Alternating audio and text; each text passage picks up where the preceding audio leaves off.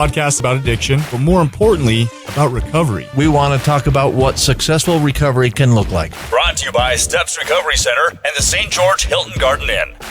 Woo! Welcome back. This music gets me going, Sean. You guys are listening to episode 009 of We Do Recover. I am your host, Jared Miller. Today I am joined by your co-host and our medical expert, Dr. Terry Sellers. We got the best producer this side of the Mississippi, Sean Donovan. Careful there, buddy. Careful there. Maybe this side of the Virgin River.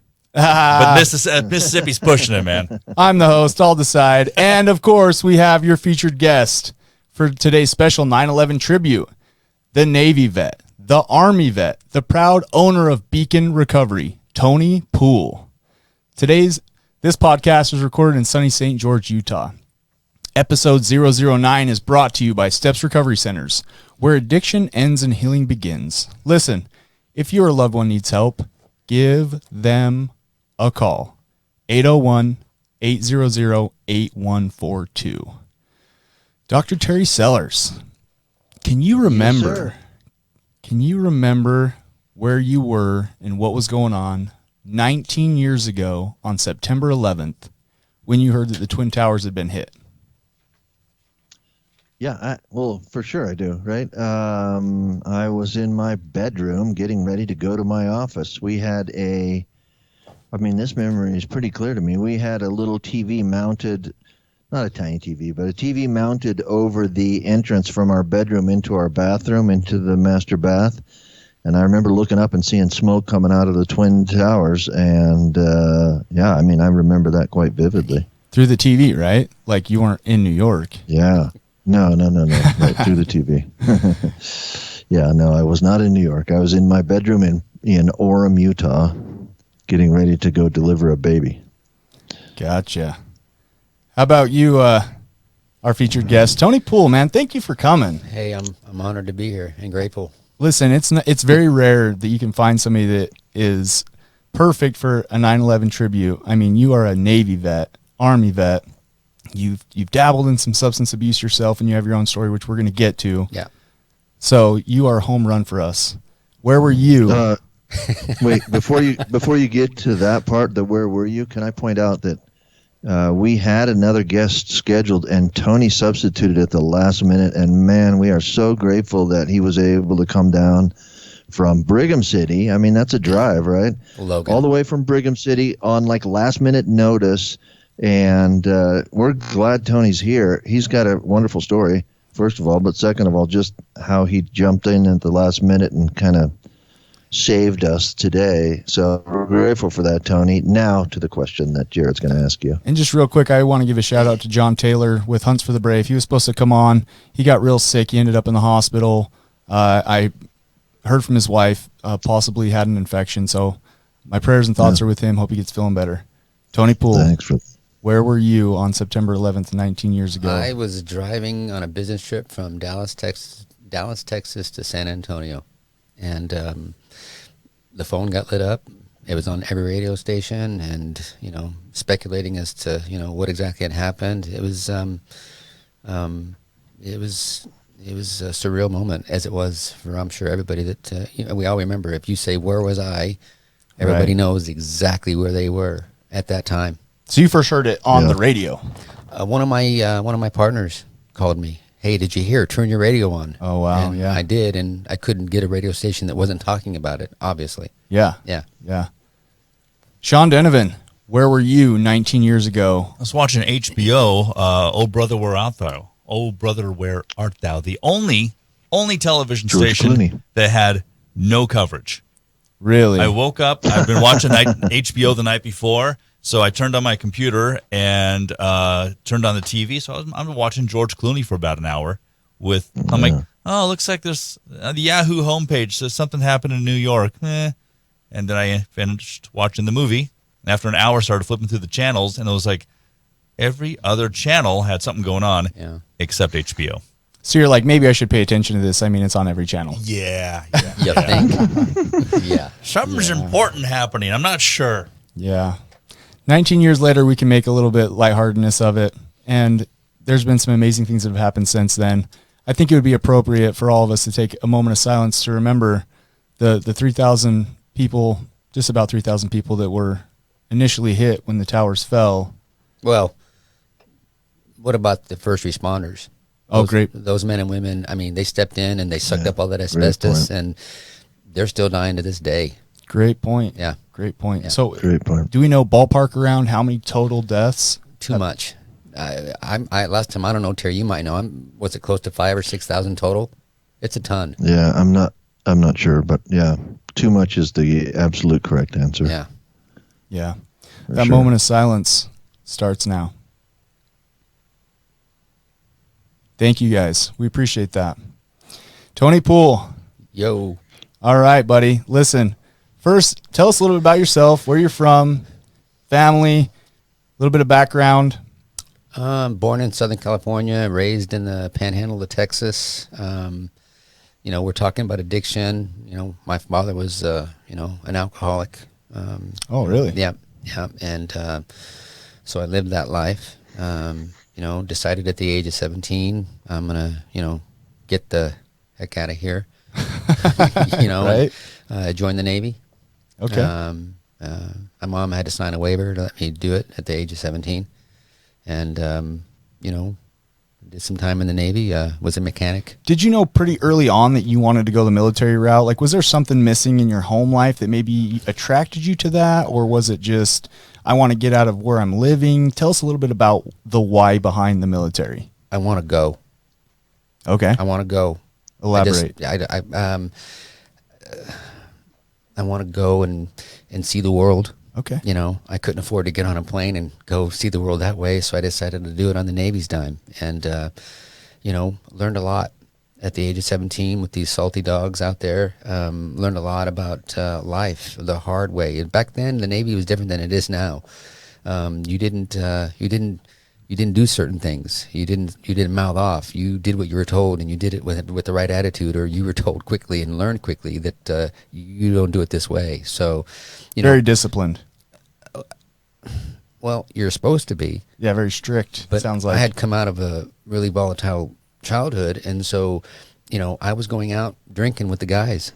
You know, I can remember, you know, every morning we'd go to muster. That's where you stand at attention, and they go over the day's activities. I'm dying, right? Dying because I'm hungover like there's no tomorrow, right? Yeah. Thinking I can't wait to hit my rack at the end of this day. Then breakfast comes, then lunch comes. I'm feeling a little bit better, and 6 o'clock or 4 o'clock in the afternoon, 1600, I'm like, let's go do it again. I do that for 2 or 3 days in a row. You know, does that make me an alcoholic? I don't know, but I sure did have a dependence on alcohol and paid a stiff price, right? It took its toll. I bet Yeah. it did. Yeah. Tell us a little bit about that Navy life. You wake up, kind of give us a walkthrough of what that looks like. What are some of the cool ports that you guys entered into? I realize that, right, yeah, your story does have Yeah. alcohol in it. Yeah. And this is a podcast about addiction. Yeah. You know, and recovery from that. Let's get a basis to understand what the Navy life looked like for you. The Navy life was just, it was, you know, depending if you're on the East Coast or the West Coast. West Coast Navy is, you know, I was on the Love Boat. My ship was called, it was the Norton Sound. For any Norton Sounders out there, I mean, we had men and women on the ship, and it was, we didn't do much. We decommissioned that ship in reference to, we didn't do much in reference to time out to sea. Okay. My real naval career started when I was on the East Coast, and we were haze gray and underway. You know, that's the term. You're out to sea, and it was a warship, and you know, working 20-hour days, literally working 20-hour days. It was it's a tough life. That ship caused me to say I don't want to do this anymore. So I tried to be did all kinds of courses to be a corpsman in the Navy, and they said no. So I got out of the Navy, and 12 days later, I reenlisted in the Army as a medic.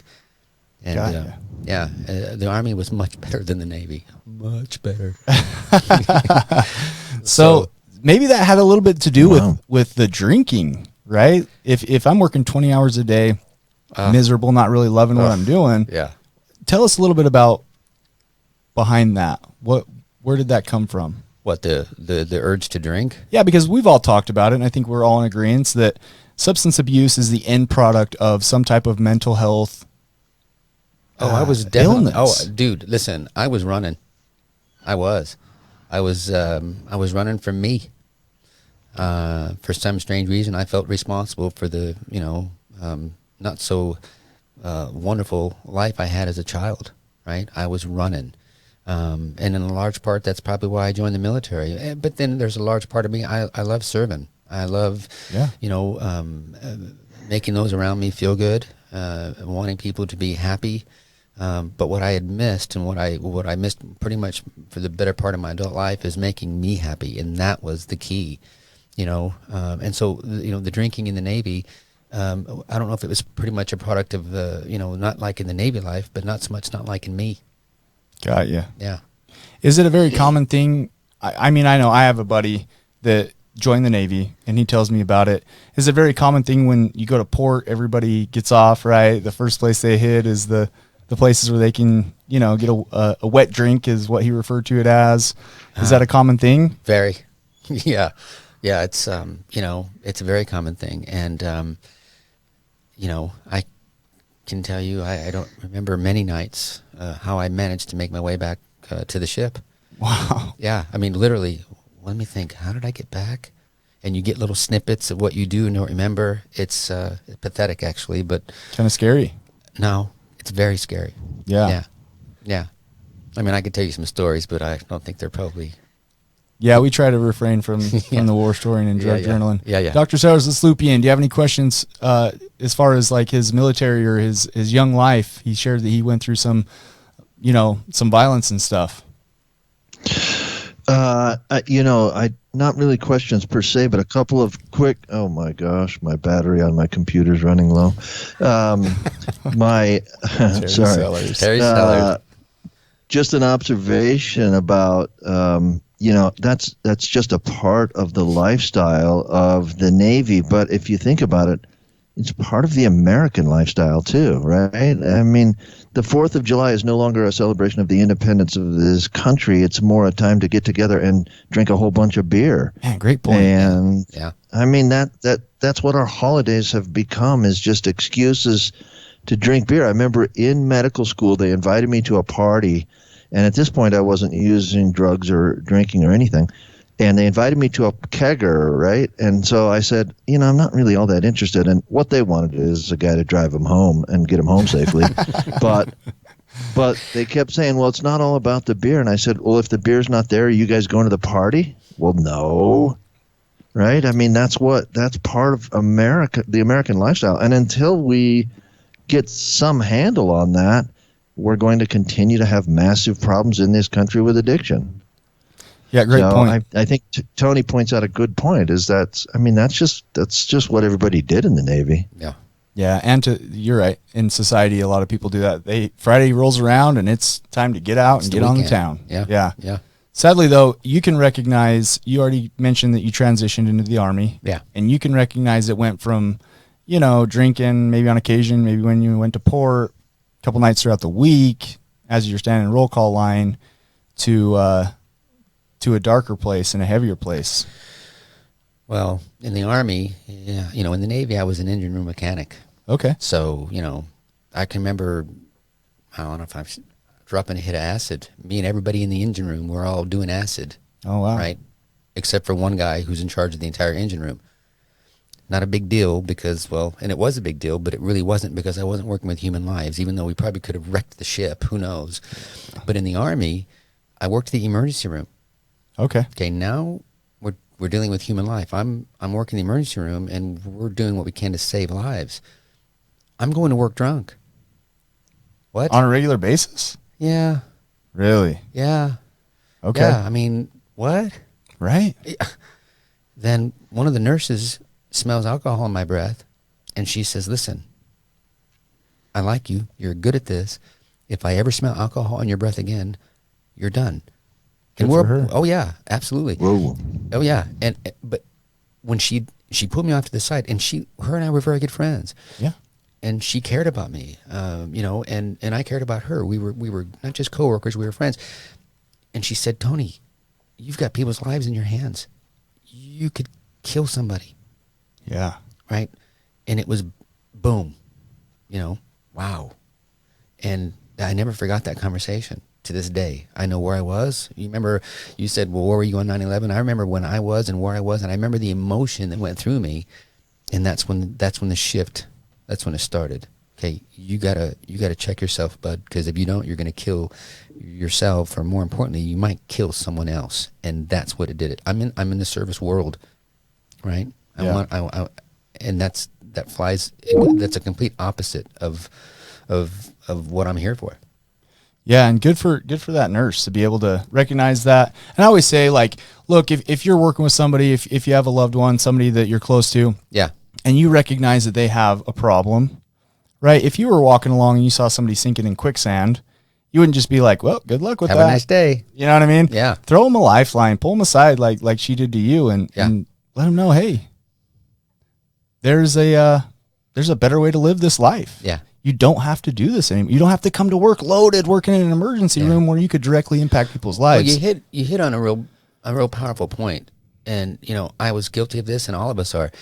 What I'm going through, I'm the only person going through this. It's unique to me, and that is true. But the difference is, don't be afraid to share your story. Don't be afraid to go to somebody and say, hey, you know what? I've experienced, like I'm doing now. When Terry called yesterday morning, I mean, I've got a full schedule. I'm running Beecon Recovery, right? Mm-hmm. Believe me, I shifted some things around because I got the opportunity to share my story in the hopes that if somebody might hear what I have to say and might say, you know what? Wow, I can relate to that.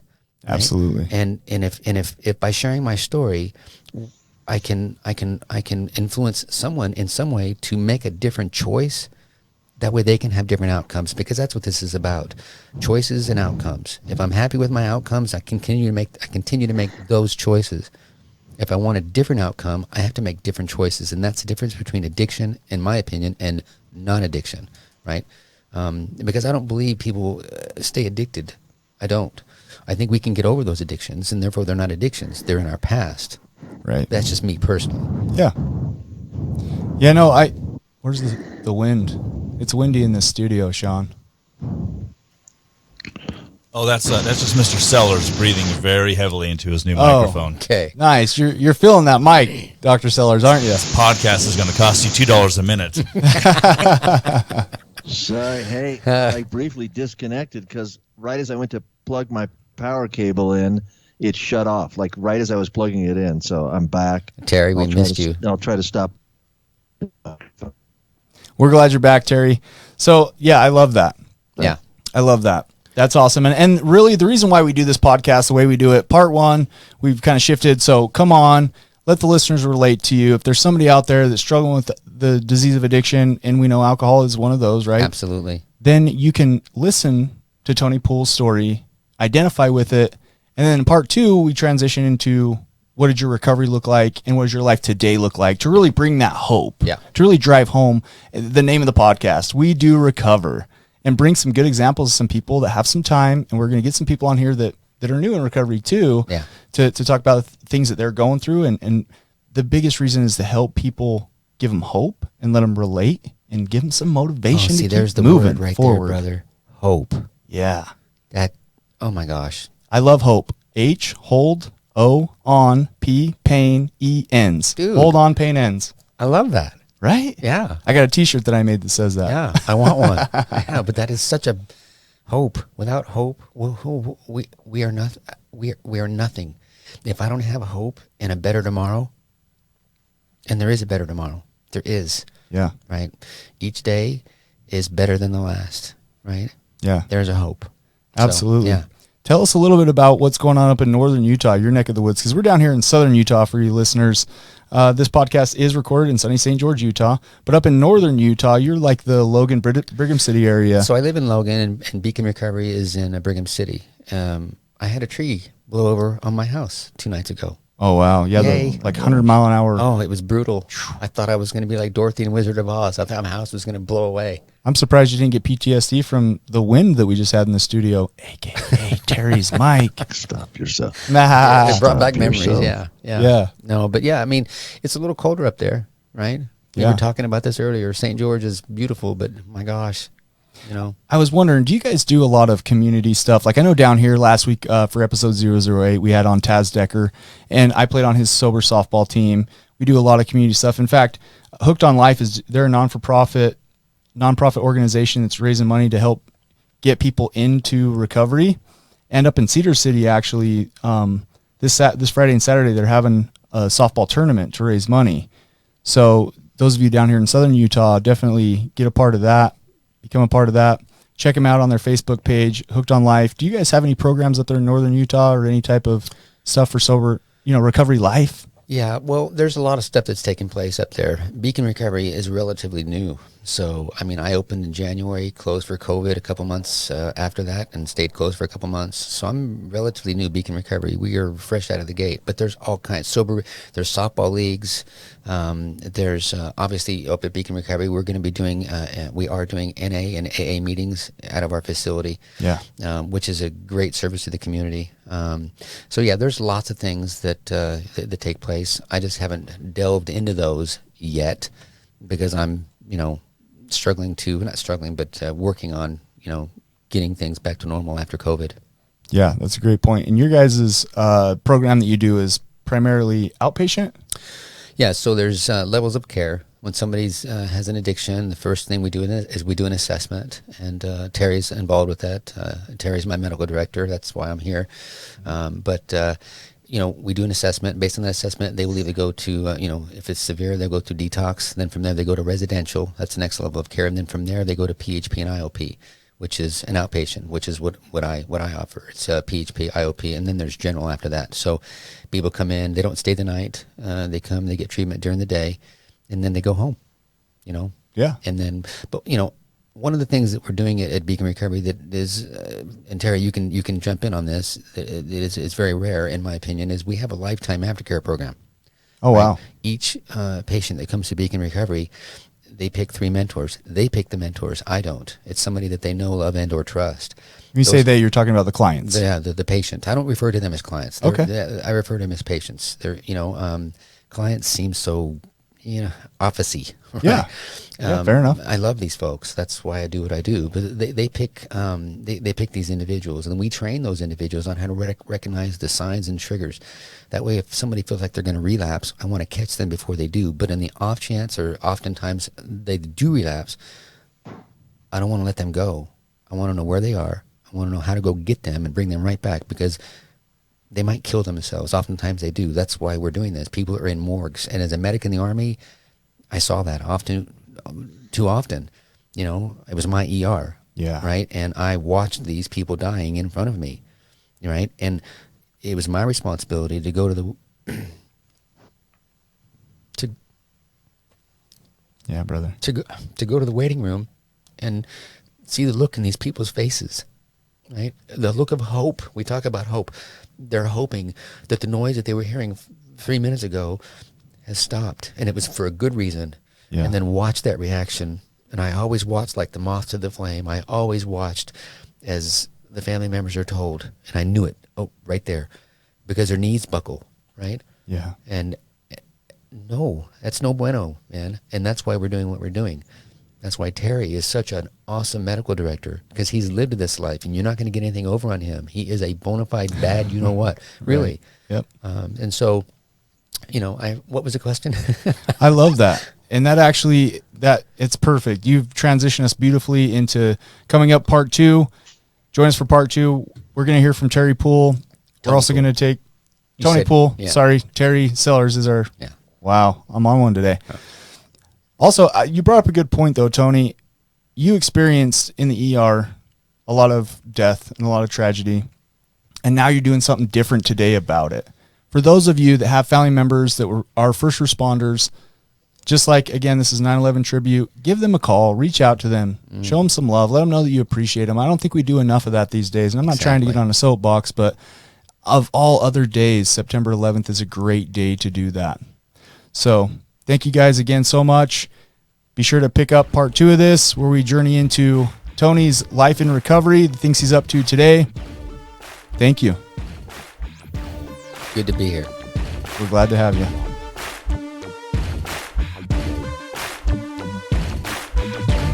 You are listening to We Do Recover with Jared Miller and co-hosted by Dr. Terry Sellers. We'll be right back after the short break with more of We Do Recover with Jared Miller, brought to you by Steps Recovery Center and the St. George Hilton Garden Inn.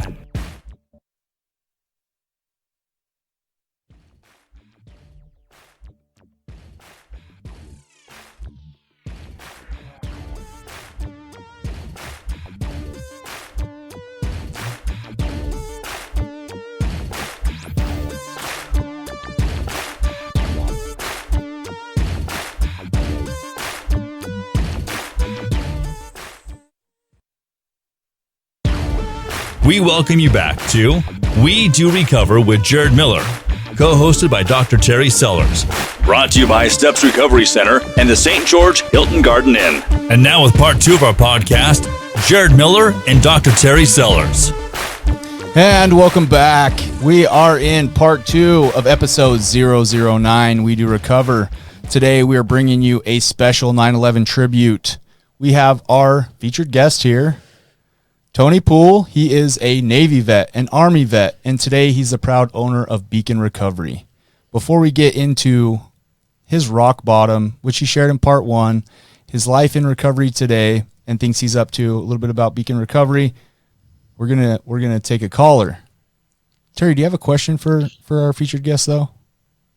Well, first of all, I wanted to point out I have the worst internet connection that I've ever had, and I'm cutting out a lot, and I'm hearing about half of what you guys are saying, so I apologize to the studio audience. Gotta love this guy.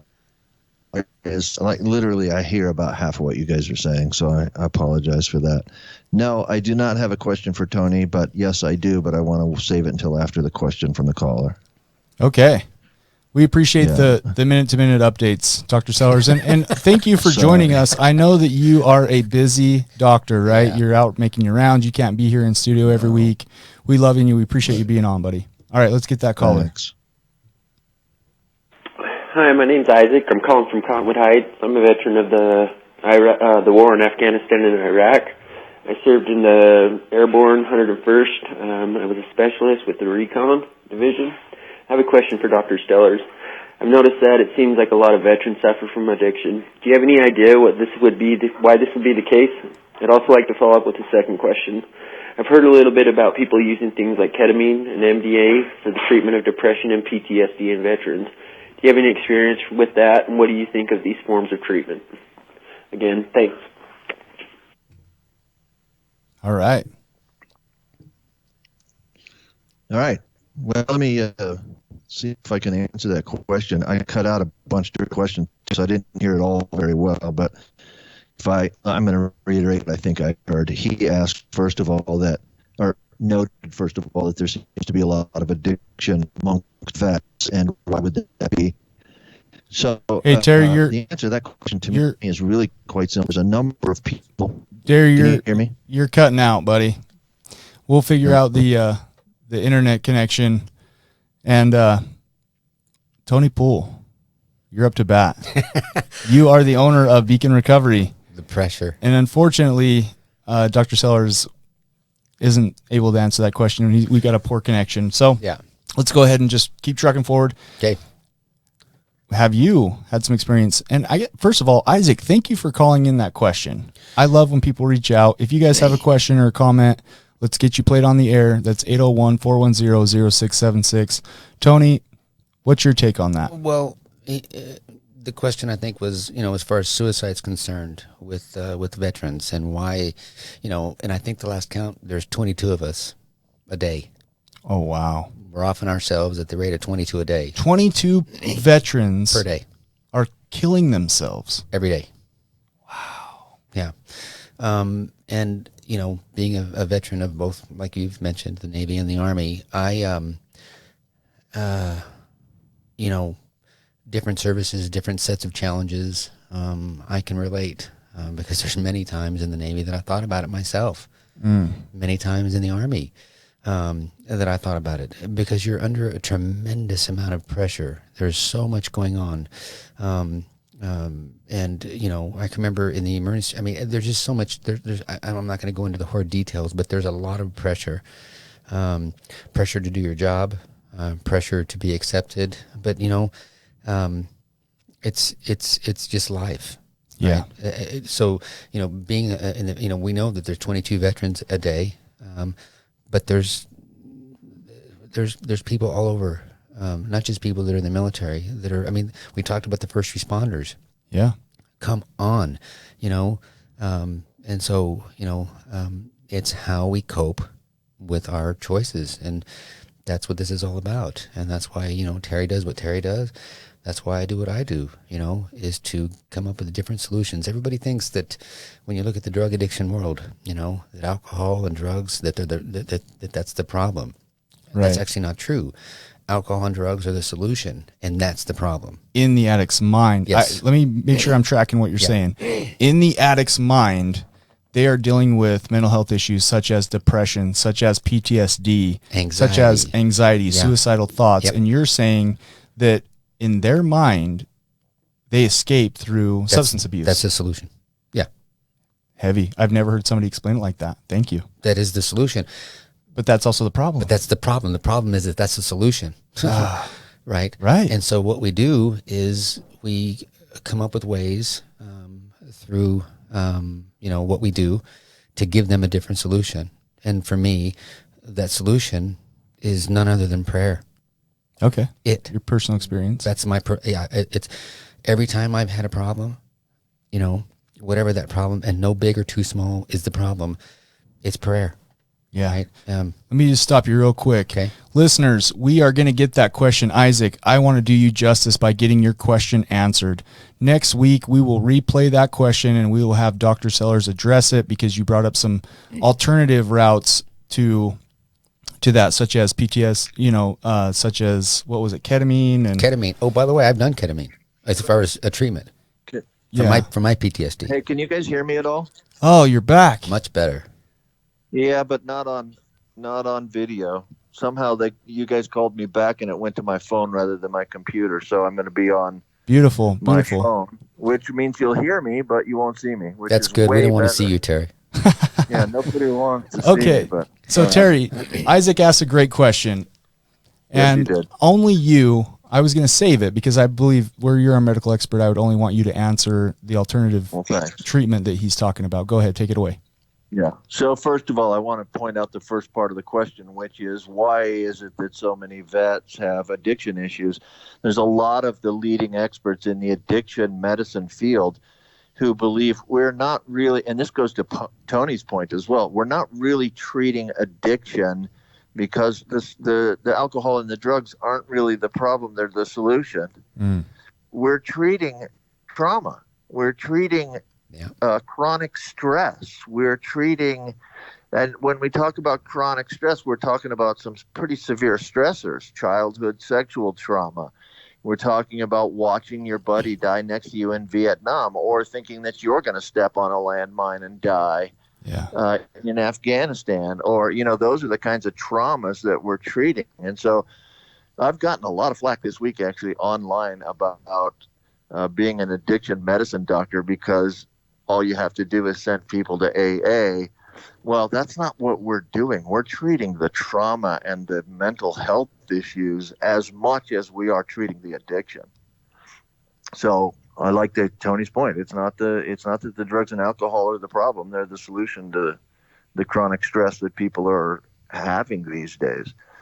Secondly, I want to talk about the ketamine and the MDMA that he mentioned.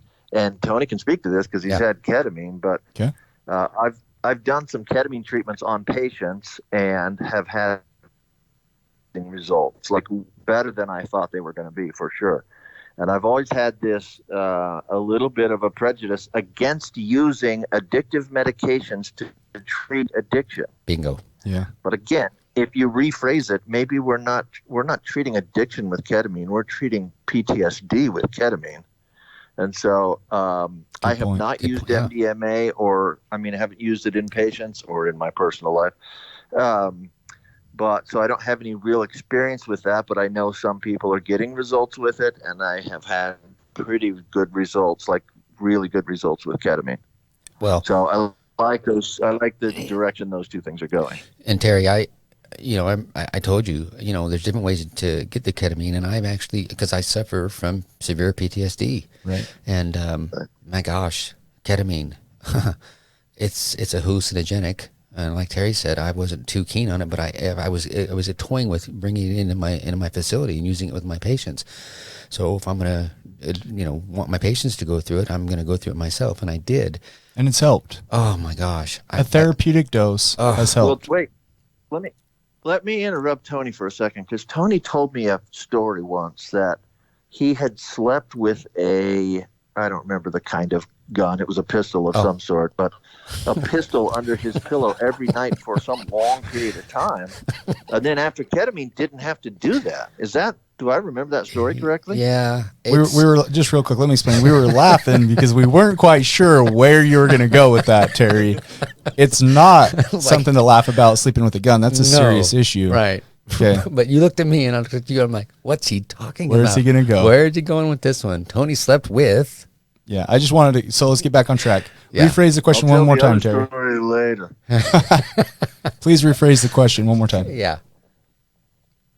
Yeah. So, not a question, just an observation of, well, is my memory of this story correct? That you slept with a loaded pistol underneath your pillow every night for a long period of time? Well, I still do, actually. Okay.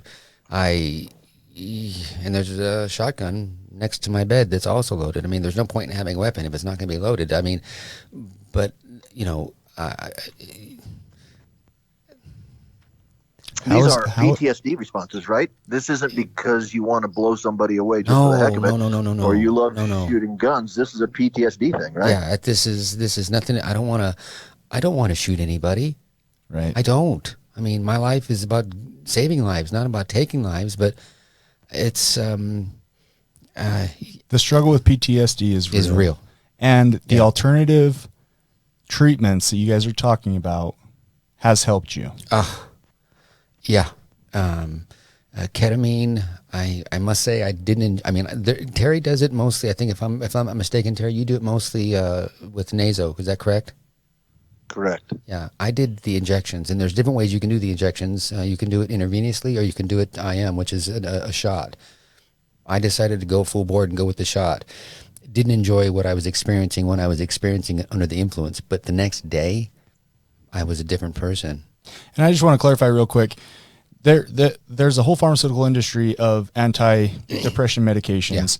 And for people that are struggling with serious PTSD, we are in no way condoning the use of ketamine on a recreational level. You bring up a good point. Right? Like, please, when you're listening to this, realize these are seriously severe patients with PTSD. Absolutely. And we're talking about extreme treatment plans or alternative that you would normally do, just to clarify. Well, and Terry can speak to this, when I did research on the ketamine is often and more oftentimes used when everything else didn't work. Fails. Yes. Is that right, Terry? Is that your understanding as well? Yeah, sure. Yeah. So. What about the MDMA, Terry? What research or experience do you have where that's helped people with extreme PTSD? So I have not used MDMA in a treatment form with any patients of mine, so I have no personal experience with it. There are a few studies out there on its use in treatment, and it does seem to be showing promise, but the research is relatively preliminary right now. Like, there's no conclusions yet. We don't make those kind of decisions after 1 or 2 or 3 small studies, and that's kind of what's out there, is a few small studies. Awesome. But it's showing promise. It's showing promise. Yeah. Okay. Yeah. Hey, listen, it's awesome to have Dr. Sellers on here. He's our medical expert. Please keep in mind, again, we're not condoning anything. We're talking about some alternative routes that we're looking into. We have Tony Poole here who has helped. I love that you brought up in part 1 prayer. So you got confronted. Just a recap. Yeah. You were coming to work, working in the ER, dealing with people's lives, and your alcoholism had gotten the best of you. And you had a coworker pull you aside and kindly and caringly tell you, knock it off or I'm going to turn you in, right? So no two journeys are the same. Yours came from where? Take us into your recovery. Well, you're exactly right. No two snowflakes are the same. We are all different, right? Oh, I love that. Yeah, well, we are. We are just as unique as we can possibly be. And my road, to recovery, I didn't go to a facility. I went to my knees, right? And I went to my knees in earnest prayer, and I asked, not out of maybe out of desperation, because I knew that where I was going was 6 feet under. Yeah. I was going to be looking up at the roots instead of down at the flowers. And so I started praying. And it wasn't, I want to make sure everybody understands, oftentimes everybody thinks, well, this addiction world that we're in, we're going to get fixed overnight because we checked into a treatment facility. No, it doesn't work that way. You didn't get this way overnight. It's going to take some time. Great point. Right? And we need to be aware of that. This is going to take some time, and we got to roll up our sleeves. It's going to take some elbow grease, but it's worth the effort because we are children of our Father in heaven, right? Yeah. And that's the thing I had to recognize, that I did recognize, is that I could hit my knees, or I could offer a prayer while I was taking a shower, while I'm driving down the road. It's just a conversation, right? Think of it like this. I mean, if you have children, and one of those children stops talking to you, you're going to be sick, right? Absolutely. When we stop talking to our Maker, our Father in heaven, he's sick. He wants to hear from us because he wants us to come to him, and he wants us to ask for guidance and direction and clarity. And that's what I did. But it took time because I was stuck in my ego. Yeah. Right?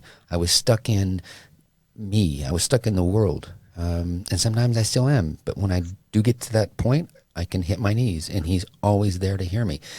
I may have left him, but he never left me. I love that. Look, I personally believe I am in some circles, right? I go to some different groups. Yeah. And I think a lot of times, whether we consciously do or unconsciously do it, we go through step 1 and step 2 pretty fast. My story is similar to yours. You hit step 3, you turn your will and your life over to God as you understand him. Yeah. And I can appreciate that. When I mentor people or I sponsor people in recovery, I tell them, especially the ones that struggle with the God complex or whatnot, higher power. I say to them, maybe I have a little bit of an advantage because my dad passed away. So when I speak to my higher power, when I speak to God, right, I'm going to give him the respect he deserves. I call him God today. It's just like I'm having a conversation with my dad. That's right. I don't have to do anything particularly special. There's humble ways of doing it, but there's also times where maybe I'm in frustration and I look up and go, really? Come on. How many times have we done that? Yeah, and those are prayers too, right? I'm communicating with my higher power. I'm communicating with God as I understand him. Well, he's got a sense of humor. Yeah, absolutely. He does. Absolutely. He wants us to laugh. Let me point out a slightly different point of view on that. I think for my friends who struggle with God as a higher power, if you look at, and now we're talking about some 12-step things, right? But yes, sir. If you look at the wording of the 12 steps, they were worded very carefully on purpose. It does not say highest power, and it does not say God. What those steps are asking you to acknowledge is that there is somewhere, someone, or something that knows more about addiction and recovery than you do. Yes. You're not the highest power. Yeah. So it's a little piece of humility in just admitting, listen, I know how I got myself here, and therefore I'm not going to be able to get myself out of here because I'm the brain that got me here. Maybe somebody somewhere else knows something about this that I don't know. Yeah. And so some people use a home group, and some people use, what you can't use is a coffee cup because it doesn't know anything about addiction or recovery.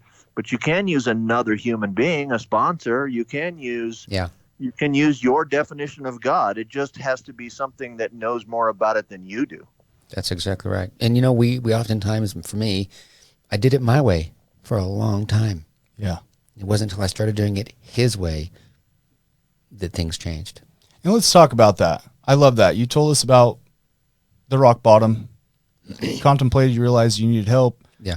You got in conscious contact with your higher power, God. Yeah. What did Tony Poole's recovery look like? In other words, how did you transition from, take us through, you're working in the ER for the Army, you retired, I know that, and nowadays you're the owner of Beecon Recovery. Yeah. Tell us about that. Well, it's for me the greatest act of love is service. Yeah, It's service. It's service. And so, I didn't retire regularly. I'm retired medically. Okay. Right? We won't get into all that, but part of that is PTSD, which is very real. And so I started, thinking, well, what am I going to do with my life? Right? What am I going to do? To go take a sales job someplace, or but there's no service in that. And so I thought, well, what am I going to do? Well, let's take a look at drug and alcohol addiction. I was raised by an alcoholic. How different my life might have been if my dad got to terms with his addictions. And so that's what brought me to Beecon Recovery. It's about service. It's about taking these people and watching how they come in, and then looking at the progression and the light in their eyes. And that's it. It's a light. We all have a light. All of us do, whether you believe it or not. And I know I can. And if somebody's sitting or listening thinking, well, there's no light in me, I can prove to you right now, as you're listening to me, that there is. And I can tell you, you're breathing and you're blinking. Yep. So if you're breathing and you're blinking, there's a light inside of you. And so our goal is to find that light, fan that flame, and have it burning bright, right? That's it. And the light is not going to burn while you're dousing it with alcohol and drugs. It's not. Yeah, you're just going to put it out. You're never going to put it out unless you. Well, that's the whole thing. You're going to if you put it out, if you put it out, you're in the morgue, and that's what we're trying to prevent. 22 a day. Yeah, 22 a day, and that's just the veterans. Vets, right. Right. But what about? I mean, our morgues are full of people daily that are trying to kill themselves. You know what? I'll do 2 balloons today. I heard that recently. Right. Yeah. Right. Because I'm going to kill myself because I'm done. What a waste. What a waste for that human being that could have done so much more and shared his story. Yeah. And just for the listeners, off air, Tony and I were talking about my journey into recovery, and he is referring to me. I'm sorry, I got September 11th stuck in my brain. July 3rd, 2014, I had a suicide attempt. Think about through it, dude. overdose. Yeah. And here you are doing what you can to help it. I think that's beautiful. Thank right? you. Yeah. And so if there's anybody out there thinking, you know what, I'm not going to do this anymore, I'm going to check out. You know what? You could be doing a podcast just like Jared is right now, helping save other people's lives. And that's what it's all about. We're here to assist each other on this journey we call life, right? Absolutely. So, if you could have told me on that day what my life would look like 6 years later, you'd have laughed. I would have laughed you out of the room. That's right. And yet here you are. Yeah. It's a beautiful. Last year we had 70,000 overdose deaths in the United States. Yeah. That's if you're counting if you talk about vets, 22 a day. If you talk about all United States citizens, you're talking about 200 something a day. And if we do things differently, right, we can make a difference. Yeah. We can. So that's, on that, I know we're getting short on time. I just want to put a shout out to Beecon Recovery. If anybody's interested in Northern Utah, at taking a look at a facility that's doing things a little differently, you can go to Beecon Recovery. That's Beecon. I tied honeybees with the beacon of light of Jesus Christ. I love it. And because the bees represent working as a team, which is what they do tirelessly for a product called honey. We can work as a team, as human beings, for a product called joy. And so, it's beeconrecovery.net is my website. Am I allowed to give them? Terry, can I give my phone number? I don't know. Give me your phone number. Give my phone number. I've never done a podcast before, so I don't know. Let's get it, buddy. Where can they reach you at? My personal cell phone is 385-319-8699. If I don't answer, it's probably because I'm doing a podcast or something, but I will certainly get back to you. Give it to him one more time. It's beeconrecovery.net. That's BEECON recovery.net. My number is 385-319-8699. Listen, there's something to be said about somebody that can come on, deliver their story in a palatable way, and be a great influence and bring a lot of hope to people. Thank you so much. We really appreciate you coming on, Tony. You're a giant of a man, buddy. I'm grateful. Heart of gold. Thanks for coming on, Tony. I'm really grateful for that. Attitude of gratitude. I'm humbled to be here. Really. Thank you. Coming all the way down to sunny St. George from Logan or Brigham City? I live in Logan. But From Logan. Yeah. So I when Terry told me, I went from Brigham City back home, packed a bag, and then drove back from Logan. So, yeah. We're so blessed to have had you on this podcast Yeah. for episode 009. Thank you guys again. Listen, if you're listening to this and you know somebody that needs some help, shoot them some numbers, right? Let's get them into some treatment. Join us next week for episode 01010, where we recap 0 through 9. Thank you for joining us today on We Do Recover with Jared Miller. Help us spread our message of hope. Like, comment, and share. If you have any topics or ideas for future shows, please share that on our Facebook page. That Facebook page is We Do Recover with Jared Miller. If you or a loved one needs help, please reach out to us. Again, thank you for listening. Brought to you by Steps Recovery Center and the St. George Hilton Garden Inn.